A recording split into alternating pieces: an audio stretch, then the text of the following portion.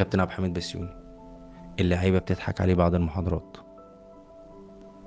بيضحكوا عليه، خلص محاضره من هنا نطلع نقعد نضحك عليه. راجل هو خد بالك هو في التعامل راجل كويس محترم، بس بعد المحاضرات اللعيبه بتروح قايمه مديه محاضره بعده، سيبكم الكلام اللي اتقال، احنا هنعمل كذا كذا كذا كذا كذا كذا. بيضحكوا عليه، عندوش فكره. والله العظيم والله العظيم والله العظيم ما بتجنى عليه. والله العظيم الكابتن كان عبد لازم الحميد البرنامج ده بسيوني، يبقى لايف عشان هو يدخل والله مداخلة. العظيم والله العظيم الكابتن عبد الحميد بسيوني ما بيعرف يمرن في الدوري المصري. كابتن عبد الحميد ما بسيوني بيعرف. واخد بطولات.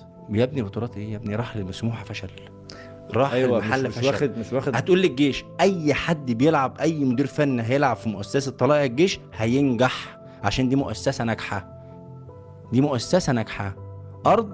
مش كل المدربين خدوا بطولات بطلائع الجيش. اسمعني بس، اسمعني، ما خدش الا بطوله ماشي، ما هو ماتش. طلائع الجيش يعني مش بياخد بطولة كل يوم.